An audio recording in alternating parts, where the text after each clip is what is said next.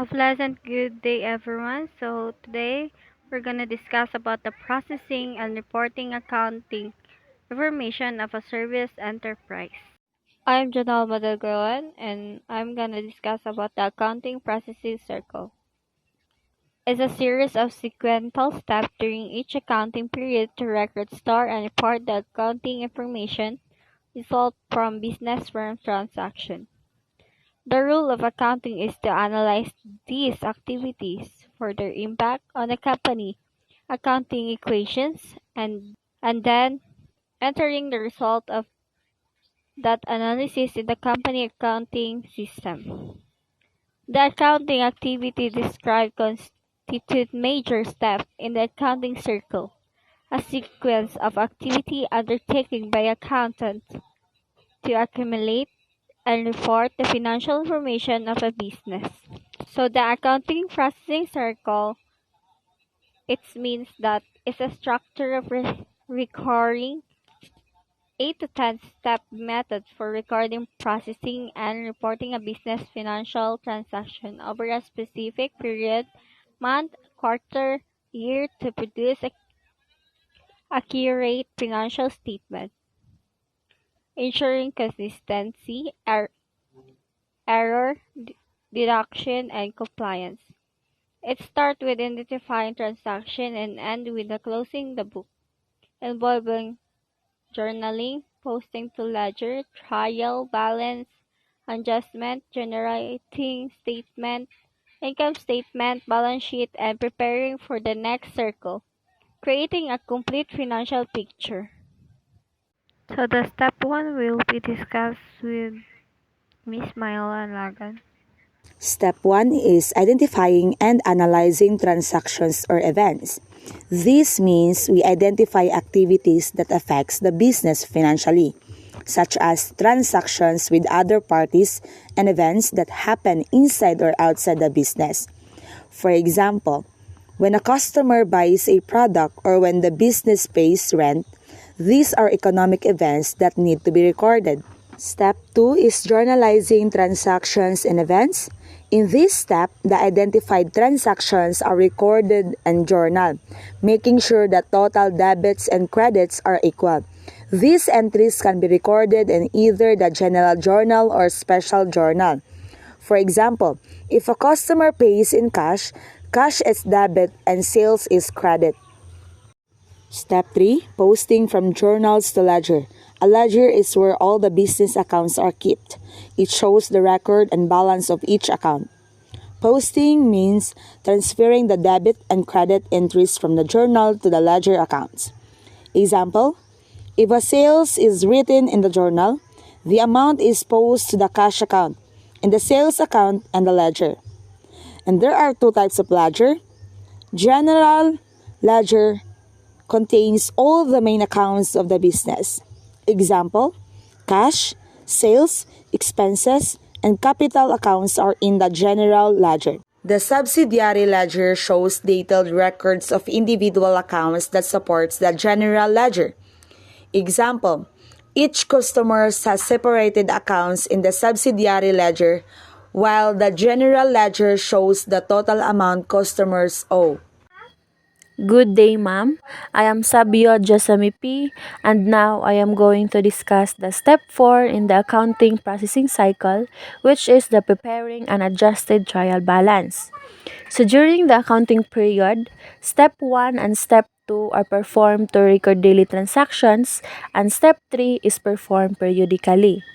The unadjusted trial balance is prepared at the end of the reporting period after all transactions have been recorded and posted to the ledger. The purpose is to check that the sum of debit account balances equals the sum of the credit account balances. This is to make sure that the total debits is equal to the total credits. It is called unadjusted because we haven't accounted for things like use up supplies or unpaid interest yet, or no adjusting entries are included yet. Next is the step 5, which is the journalize and post adjusting journal entries. Adjusting entries bring all permanent and nominal accounts up to date. This is necessary because some revenues may already be earned but not yet recorded, and some expenses may already be incurred but not yet paid. With accrual accounting, revenues are recognized when earned and expenses match against those revenues.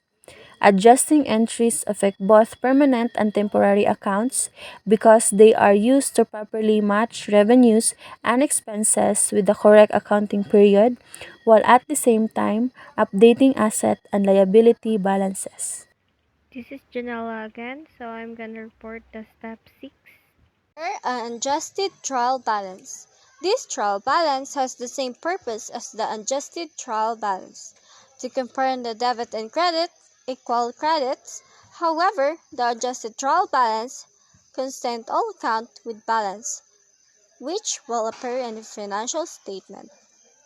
Example, an adjusted trial balance is confirmed that the total debit equals total credit. Includes all account with balance. It prepared after adjusting entries and used to prepare the financial statement, income statement, and balance sheet. This is different from adjusted trial balance, which is prepared before adjustment. Example, assume that the following adjustments were made: depreciation, expensive record, supply use record, or accrued salary record. Step 7. Prepare financial statement. Financial statements are interrelated. They must be prepared in a certain order. Compute net income and determine the ending balance of retained earnings or owner's equity account. The statement of change in owner equity account and the statement of cash flow may now be prepared. The step 8 will be discussed with Miss Rosalenda Daung. So next is the step 8, journalize and post closing journal entries. The purpose of closing entries is to zero out all temporary income statement plus dividends accounts into retained earnings. At the end of the year, you don't want last year's sales mixed with this year's sales. Zeroing out means you move the balances of these accounts to retained earnings or a permanent equity account. So the revenue and expense account starts the new year with a balance of 0. So accomplish by first closing all the revenues, expenses, gains, and losses into a new temporary account called income summary. So instead of going straight to the main equity account, accountants often use a middleman account called income summary. You move your total revenue and total expenses here first to see your net income or loss. Second is the closing income summary into retained earnings. So once you have the net profit or loss calculated in the income summary, that final amount is moved into the permanent retained earnings account on the balance sheet. So closing just means make an entry on the opposite side of the T account for the balance in the account. So if a revenue account has a credit balance of 1,000 closing, it means you debit it for 1,000. This brings the balance to 0. So next is the step 9, prepare post-closing trial balance. This work paper would only include statement of financial position accounts. All income statements accounts are closed out. So the post-closing trial balance is a list of all accounts that still have balances. Since step 8 cleared out all revenue and expense accounts or income statement, this list will only contain assets, liabilities, and equity or balance sheet or financial position accounts. So, if you see rent expense or sales revenue on a post-closing trial balance, it means an error was made because those accounts should have been reset to 0 in step 8. So the step 10 will be discussed with Miss Bea Baleteria. Step 10. Journalize and post reversing journal entries. Some accountants reverse certain adjusting entries to simplify journal entries in which the economic events effects 2 accounting periods. If recorded reversing entries are dated the first day of the new period, reversing entries are appropriate for 1. Deferred items, 2. Accrued revenues and expenses. I am Greg Agunhay and I will be reporting about preparing the trial balance. A trial balance is a list of all accounts taken from the general ledger together with their debit or credit balances. The trial balance helps us check our work and prepare for the next step in accounting. There are two principal reasons for preparing a trial balance. The first purpose of preparing a trial balance is to check accuracy. This means that the total debits must be equal to the total credits. If they are not equal, it shows that there may be an error in recording its transactions. The second purpose is to show all account balances in one place. This helps in preparing financial statements such as the income statement and balance sheet. However, it is important to remember that the trial balance itself is not a financial statement. Next is accounting adjustments. These are made at the end of the accounting period to make sure revenues and expenses are recorded correctly. Adjusting journal entries are classified in the following categories.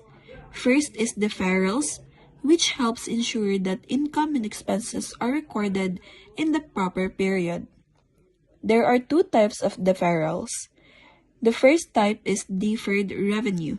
This happens when the business receives money but has not yet earned it. It is recorded as a liability called unearned revenue. Once the service is completed, it is recognized as revenue. The second type is deferred expense. This happens when a business pays cash in advance for an expense. It is recorded as an asset called prepared expense. When the expense is used or expired, it is recorded as an expense. Number 2 is accruals. Both revenues and expenses may also be accrued. Accrued expenses have been incurred, but no cash has been paid. This results in a payable recognized with the expense. While accrued income is income already earned but not yet collected, this results in a receivable recognized with income. Number 3 is other adjustments. These are adjustments for estimated items such as A. Depreciation expense, which include allowance for depreciation. B. Bad debts expense, includes allowance for doubtful account. Letter C is income tax expense, which include income tax payable. This will be the end of our report. Thank you for listening to us.